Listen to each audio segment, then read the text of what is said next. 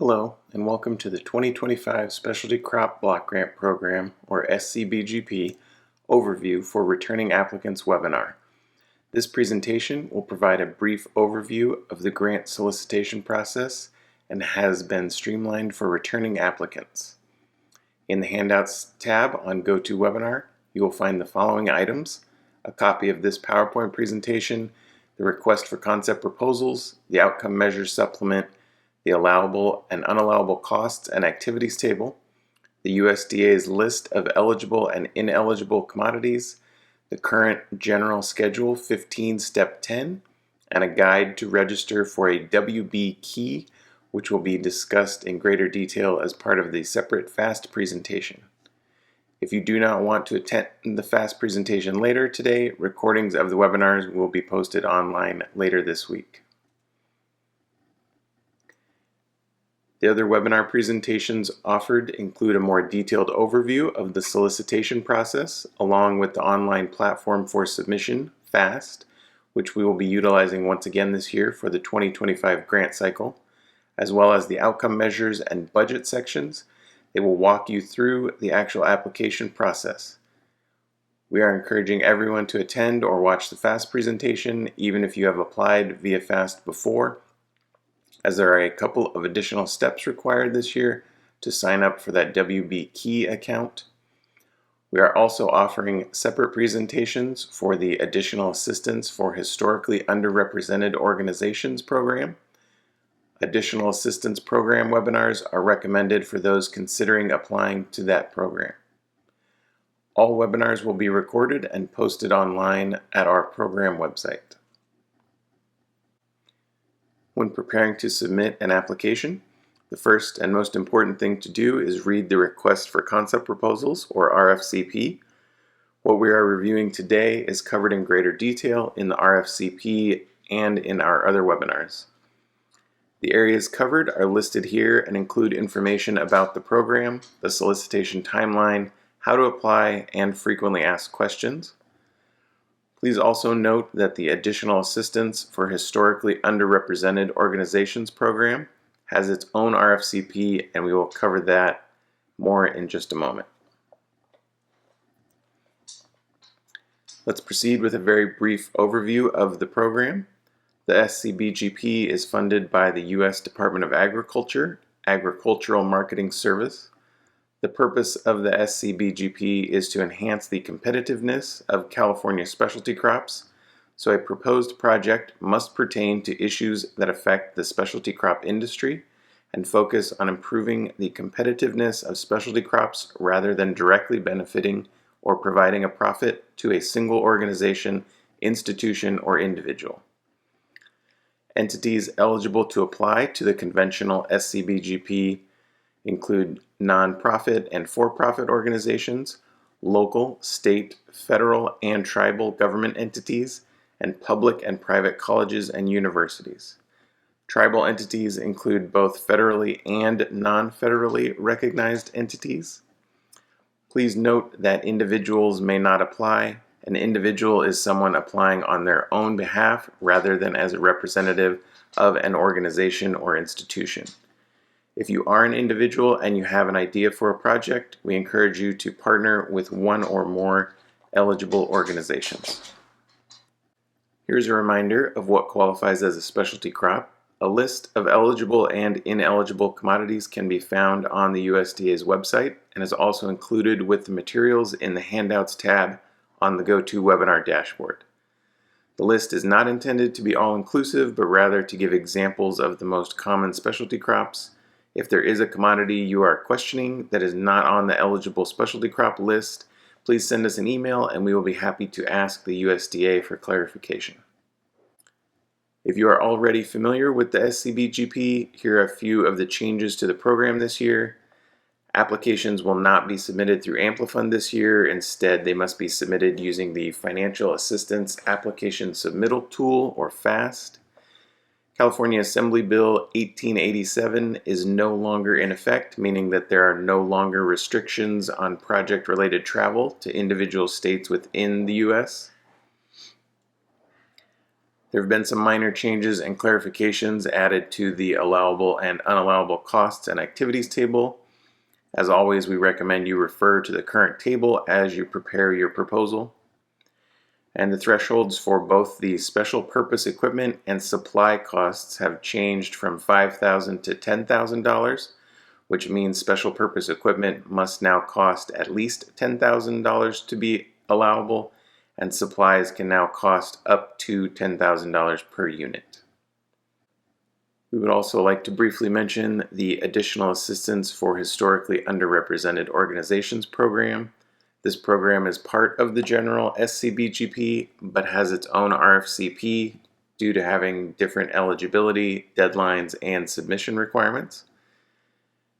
It is only available to organizations that have not received SCBGP funding in the past. K through 12 schools are eligible to apply to the program, as are nonprofit organizations and tribal governments, both federally and non-federally recognized. For more information, please refer to the separate Additional Assistance Program RFCP or attend one of the Additional Assistance Program webinars. Most importantly, we would like to emphasize that applicants to the Additional Assistance Program are eligible to receive one-on-one technical assistance during the concept proposal process and beyond. We highly encourage you to email grants@cdfa.ca.gov as soon as possible to begin receiving this assistance in the form of an email, a phone call, or a video call. In this program, USDA receives funding from the Farm Bill, then approved funding goes to CDFA, and CDFA subawards funds to recipients.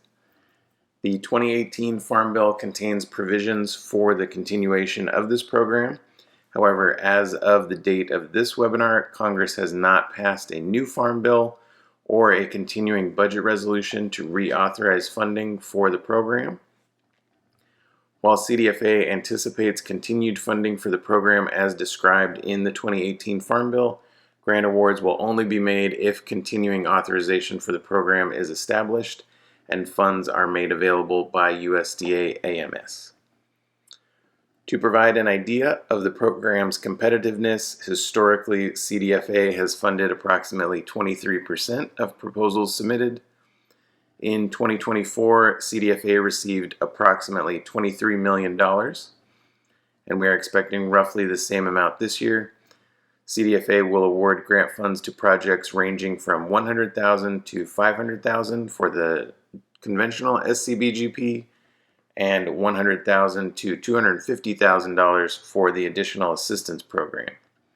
Please note that CDFA reserves the right to offer an award amount less than the amount requested, and the grant duration is 2 years, 8 months, beginning November 1st, 2025 and ending June 30th, 2028.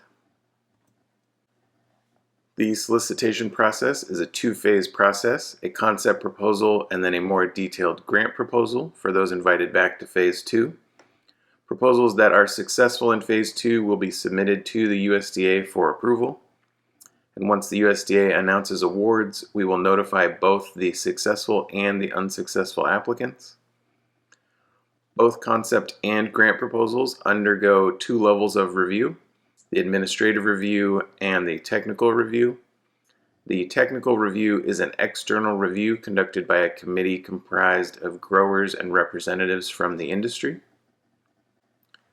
CDFA is now accepting applications for the SCBGP Technical Review Committee. The TRC play an integral role in evaluating and scoring projects submitted to the SCBGP. Applicants are eligible to become technical reviewers. Technical review members are required to notify CDFA of any conflicts of interest with any grant applications to ensure that they are recused from reviewing and discussing those applications. Technical reviewers are required to complete ethics and sexual harassment prevention trainings, as well as a Form 700 assuming and leaving office. TRC members will also review and provide feedback on assigned proposals. The TRC will meet 3 times within the grant cycle, once for an orientation webinar, and then twice to discuss applications and determine final scoring of proposals. This will occur once during the concept proposal phase and once during the grant proposal phase. Reviewers should expect to spend approximately 2.5 hours on the ethics training unless a current DOJ-approved ethics certificate can be provided.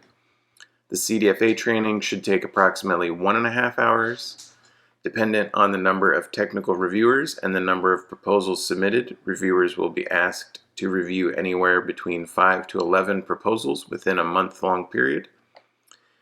Time spent reviewing proposals can vary anywhere from 20 to 90 minutes per proposal, depending on the funding category selected and the individual reviewer.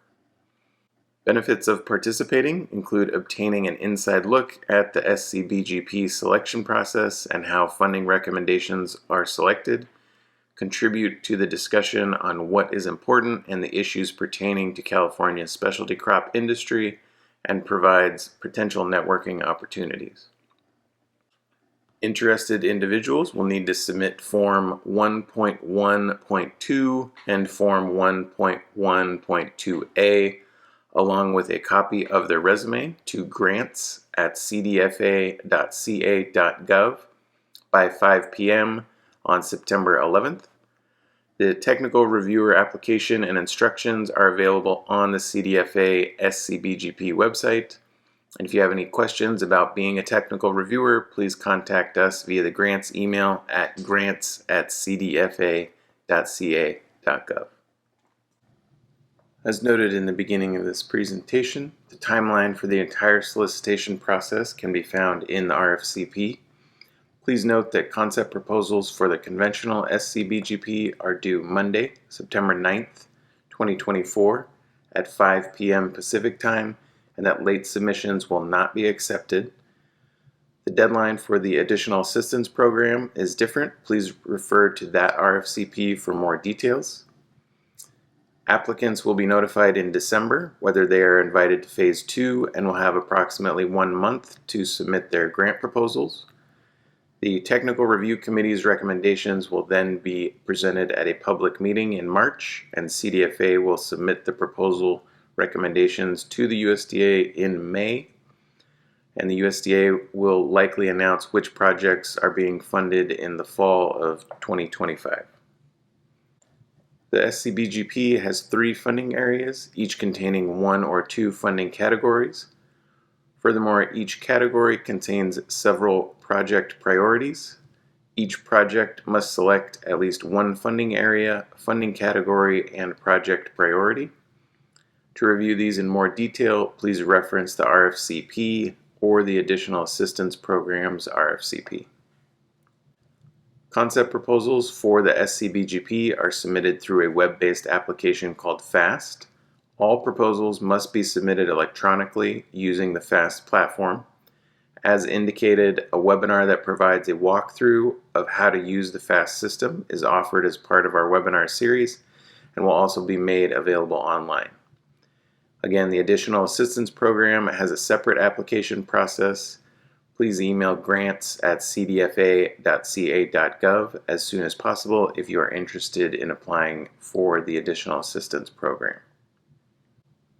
FAST has started using the State Water Board's WB Key. The WB Key is a single sign-on account that can be used for multiple web-based applications at the State Water Board. All FAST users need to register for a WB Key account.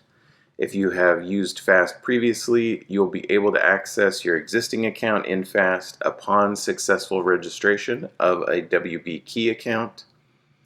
Existing users are encouraged to verify the spelling of their names and emails with the FAST Help Desk to ensure their account is associated with their new WB Key account. Please note that due to the multi-factor authentication requirement, shared accounts are no longer permissible in FAST. And to assist with the transition, a short step-by-step guide has been created called WB Key Getting Started to help users complete the new process. The guide is included in the documents section of this presentation and posted on both the FAST and SCBGP web pages. If you have any questions regarding this transition or encounter any problems while registering, please reach out to the FAST Help Desk and in the subject line of the email, please reference WB key. After signing into FAST for the first time, users will be required to set up a multi-factor authentication, or MFA, app on their smartphone. This is an extra layer of protection that helps ensure that only you can access your account, even if your password is compromised. There will be prompts you will have to follow in order to set up the MFA app, and the multi-factor authentication for new WB account screen will appear only once to new WB account users. A complete concept proposal must provide information for each of the areas listed here. As mentioned before, the solicitation process, FAST, and outcome measures and budget sections webinar or additional assistance program webinar covers the elements of the concept proposal in detail. Please note that at this time, USDA has not provided CDFA or any other state Department of Agriculture with a request for applications or the terms and conditions for the 2025 Specialty Crop Block Grant Program. If necessary, CDFA will prepare and make available a supplement to the RFCP to advise applicants of any changes to the program upon receipt of the USDA's request for applications. CDFA and all applicants will be subject to the requirements of the USDA's request for applications and the terms and conditions. Because funding for the program is provided by the federal government, all organizations submitting concept proposals to the SCBGP are subject to the federal cost principles.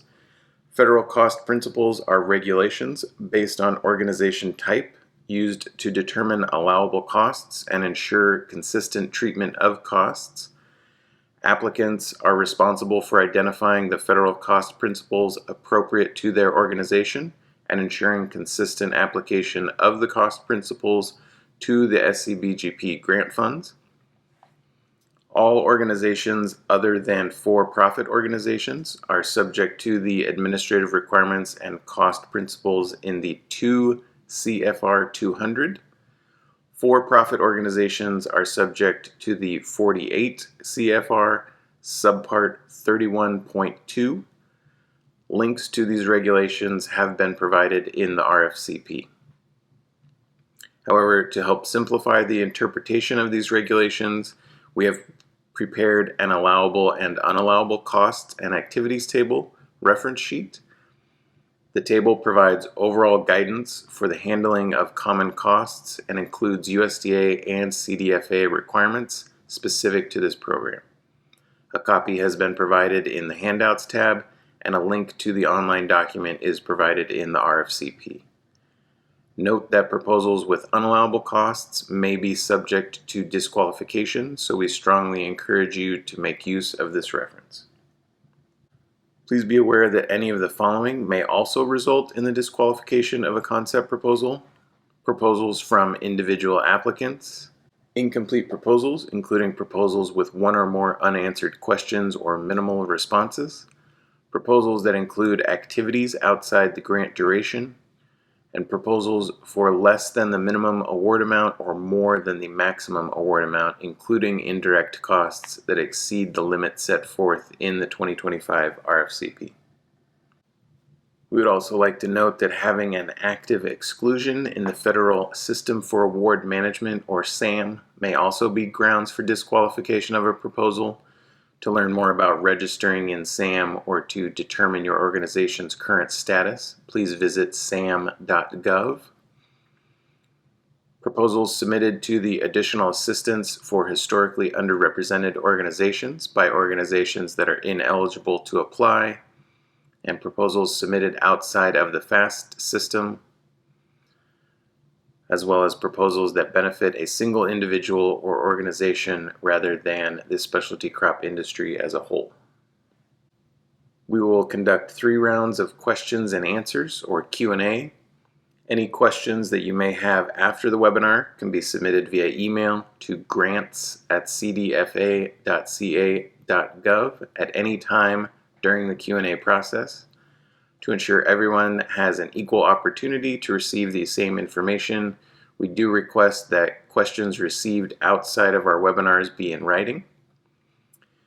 New questions and answers will be posted beginning on Friday, August 23rd, 2024, and the final deadline to submit questions is September 3rd, 2024 by 8 a.m. Pacific Time. Here are a few of the resources that were discussed in the presentation. A good place to start is the CDFA SCBGP website. A link to the recordings of our webinars will be posted on our website by Friday, August 30th. Another resource to submit questions is to the CDFA grants email address. We've also provided the website and phone number for the Center for Produce Safety. Additionally, the USDA AMS website contains a lot of great information about the Specialty Crop Block Grant Program. However, please note that you should direct all questions to CDFA, as USDA will always refer you back to us. That concludes the overview for returning applicants presentation.